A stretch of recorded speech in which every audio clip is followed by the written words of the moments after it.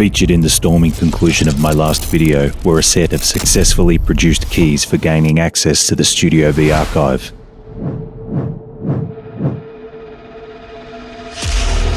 As a result of this project, I was able to access the year 2019, then retrieve an incomplete project and pull it into the present.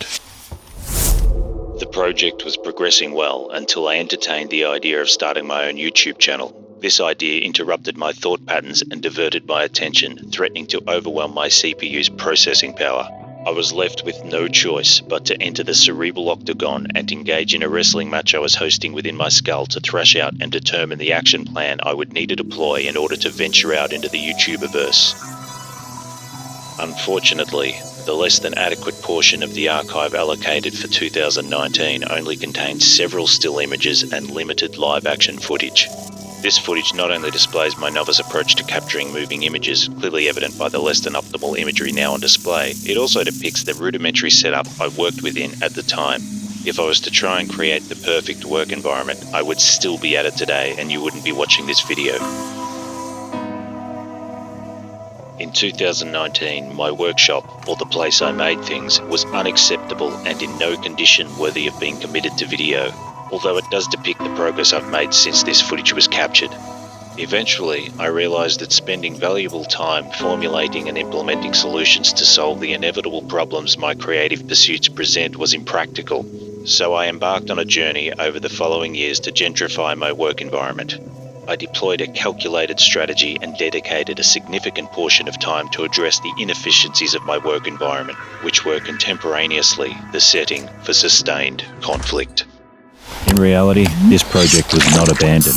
I prefer to think of it as being put into stasis and sequestered to the storeroom. At some stage since then, I repositioned it to the corner of the Studio V production house, where it has remained in an upright, incomplete, skeletal pose, ensuring its attention-grabbing presence would serve as a constant reminder, inexorably arousing my desire to complete its journey to actualization.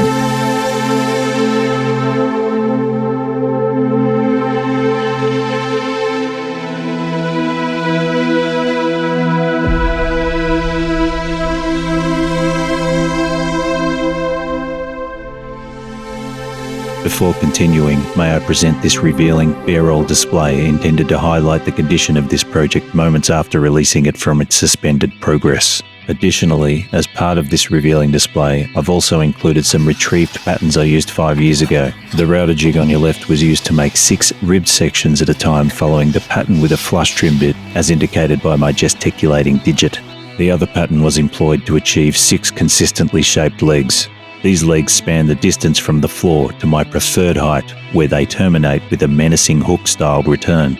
Between 6 legs are spreaders doubling as ribs. These ribs evenly distribute the legs in an array that gives rise to the overall structure's mass. The ribs will then have a translucent membrane suspended between them, allowing light to exit the ribcage and illuminate its surroundings. Now, after this object's 5-year hibernation, it's time to finish and conclude this project. But before I do, I need to make a quick repair and reattach a dislodged rib, as it was involuntarily detached as a result of a brief interaction with an unknown object. Before I complete the repair, I'd like to impart a brief overview containing some of the methods I used to achieve the structure's current state. From this archival image, you can see the freestanding structure in an early state of development. This photo was taken moments after the structure had the clamp pressure released. As a result of this applied pressure, the upper and lower hexagonal sections were fixed firmly in position, where a cross-halving joint was employed to interlock the intersections of the upper and lower platforms with the legs. Now, exemplified by this repair, the ribs between the upper and lower sections have been fixed into position using bottled glue secretions.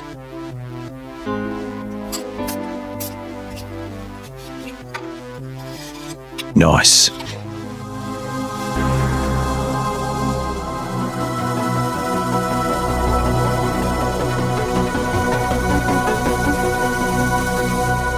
Before I can apply skin to this skeletal structure, it's essential to perform several operations to create life-giving internal organs and components, to be assembled around a centralized spine that contains an electrified spinal cord, generating lifelike attributes.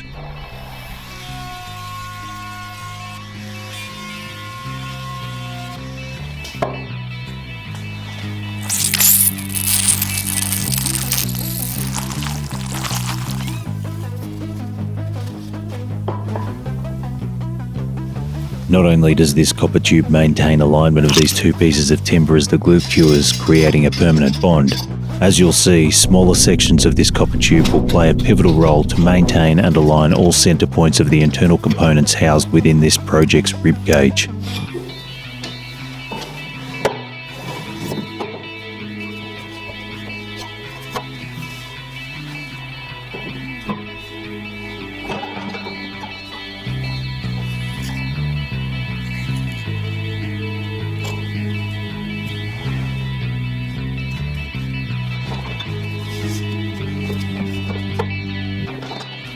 After marking out the hexagonal parameters for what will become the spine of this project, I was then confronted with the task of extruding the hexagonal shape.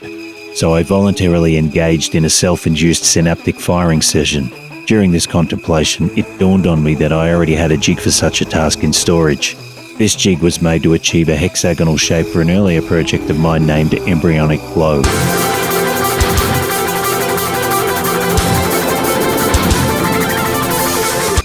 If you found that imagery intriguing, you may be inclined to seek out the link to that project I've left in the description for this video. This jig was less than ideal, awkward to use, but adequate to cut and release the rough shape. From there, it was just a matter of working up to the lines and defining the outer hexagonal shape that will become the core of this project. And now, it's time to define this elongated vertebrae using hand tools and gauges to gradually release it from its timber captor. As I don't yet own a table saw, which would eliminate a significant portion of time used to make this section, I'm using my preferred alternative method, which is a submersive, gentle, yet epic approach to give this calcified component the attention it requires to create 6 flat reference surfaces.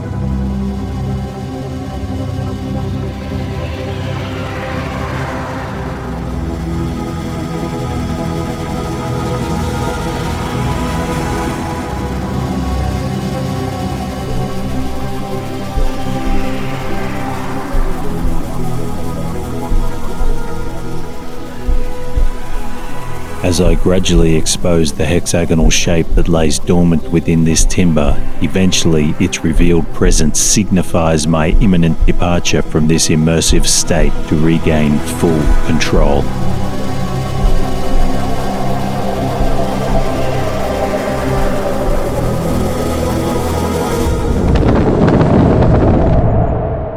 Now, freshly released from that meditative detached condition, I'm pleased when I confirm the measurable consistency of each freshly revealed surface. From here, each surface will receive several passes over the router table, removing material, allowing me to line each trench with extruded aluminium components to host an electrified spinal cord.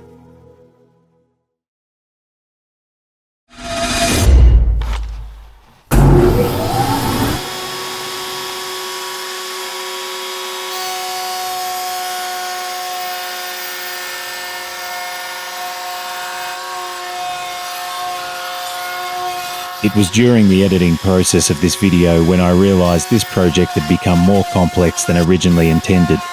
To combat the excessive amount of footage captured for this build, I've condensed it down and settled on 2 separate releases. Currently, I'm working on the second instalment of this limited series, to be released in the very near future. Or, depending on when you're watching this video, part 2 may be out now.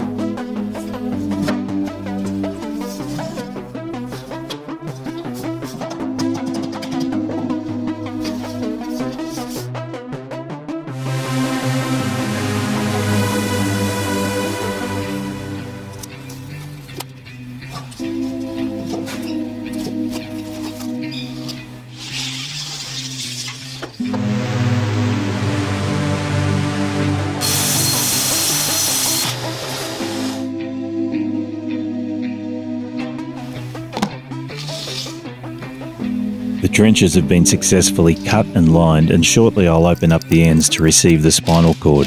First, I'm going to create a support for the middle section of what will be the power core of this project. I've devised a plan that will gradually reveal itself as this video unfolds to attach 6 timber-penetrating anchors intended to bear a clear acrylic web-like support.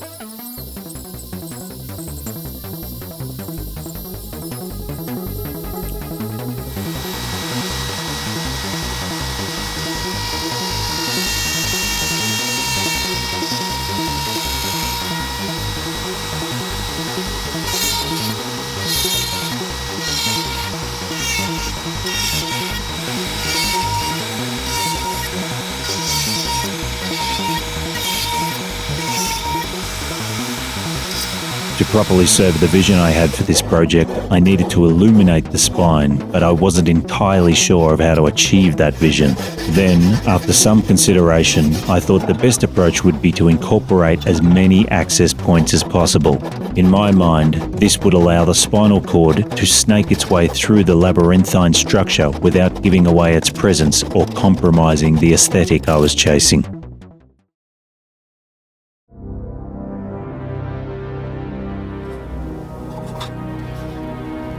Now that the trenches have been successfully executed, I can move on to creating the midway suspended webbed component that will be replicated within the ribcage. These webbed components will then hold and contain integral parts of the entire power core.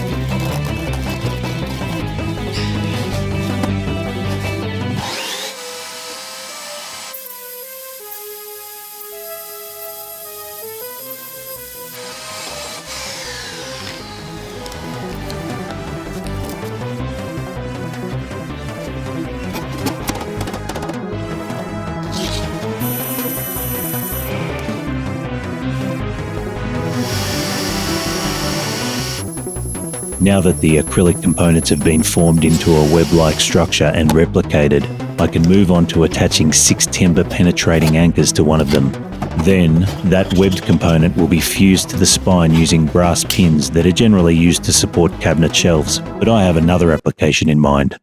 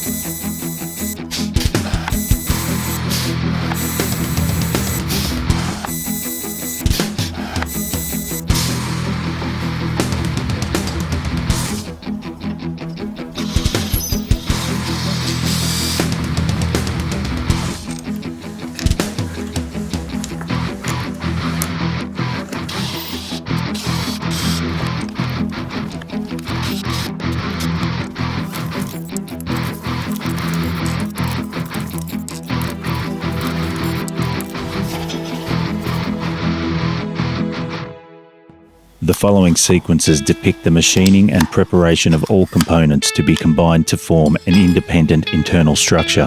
This inner structure will feature an expansive void connected to and interlaced with a collection of polished aluminium and brass components. From there, all internal components will be intentionally captured in several solidified web membranes. The membranes will suspend the electrified spine positioned upon a pod-like substructure that contains the power core equipped with a custom-made activation button. All this will ultimately form an eclectic, cohesive, powered singularity to be inserted into the exoskeleton's ribcage.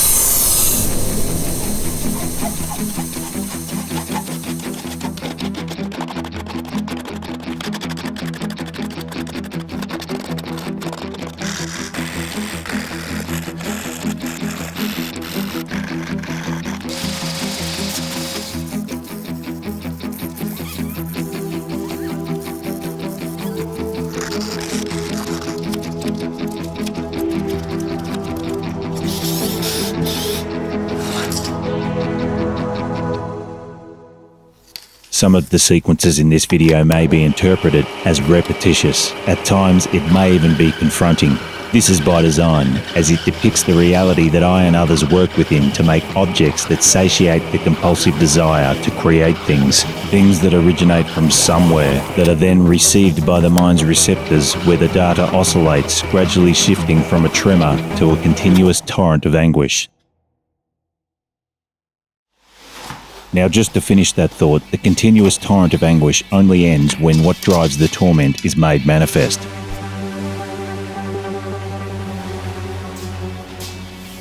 Actually, it's not as bad as it sounds. It truly is a positively mind-blowing experience, allegedly. I've decided to use 10mm solid aluminium rods to pass through the inner void to form part of the nexus of all internal components. The rods will then be tapped and threaded to receive an M6 stainless steel bolt.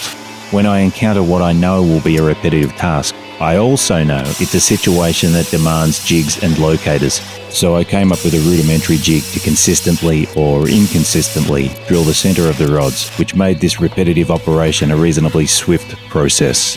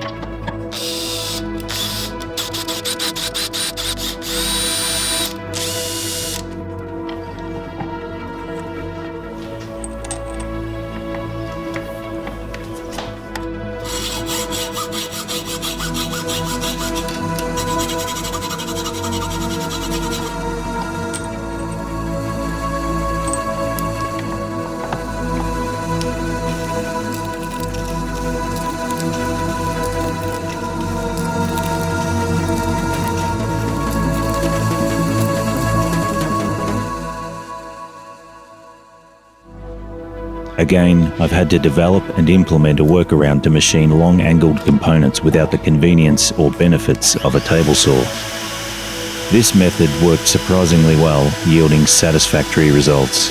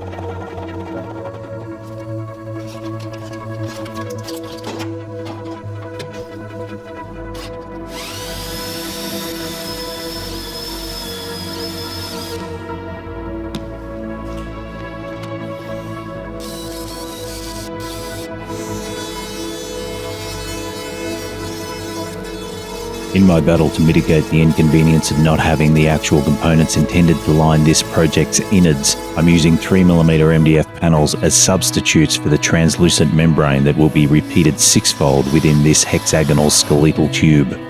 My order of acrylic panels has not yet arrived, therefore the battle continues.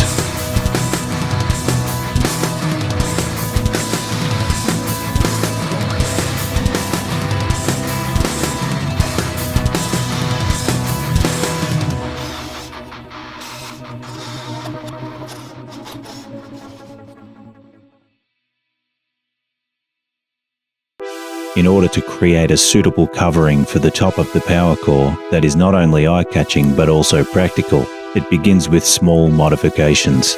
This approach allows me time to compile my thoughts to form and deploy a suitable action plan. One of the objectives of this plan is to incorporate an area to grasp in order to insert or remove the power core for this project. As you'll see in my next video's conclusion, I eventually complete this objective and conquer the design.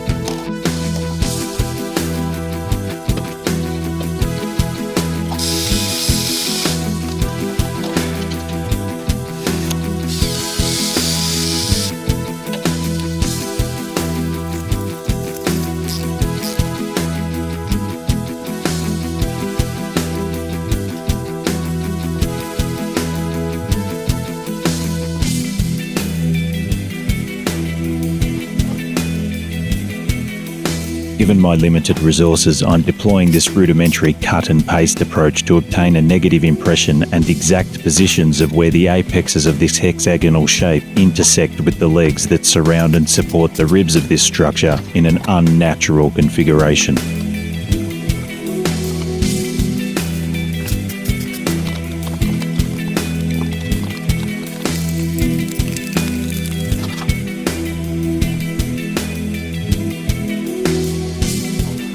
Now, from this combined and varied collection of components, I can begin the template extraction process, a process from which I will ultimately fabricate a timber duplicate.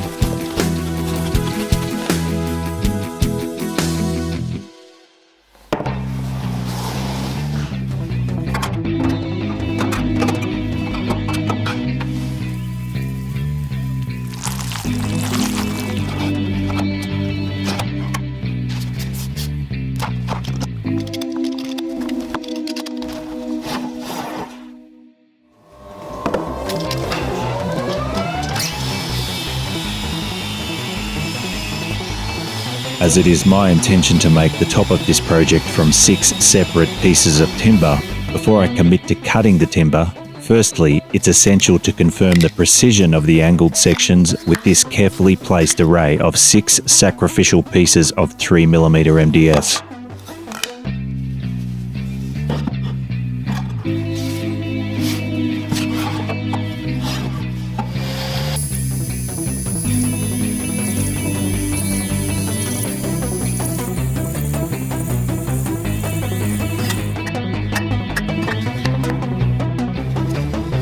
Off camera, I used one of the 3mm sacrificial angles to make a more substantial pattern to create 6 timber copies.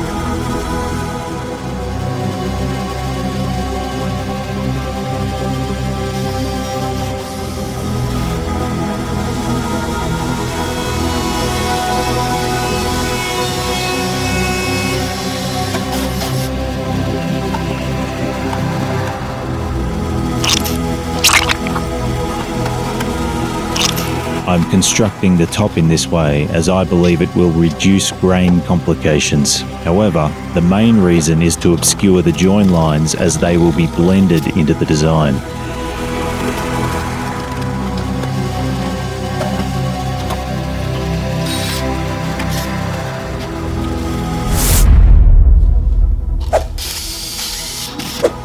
At this point, I can finally use the template for the task it was brought into existence for and make the conversion to wood.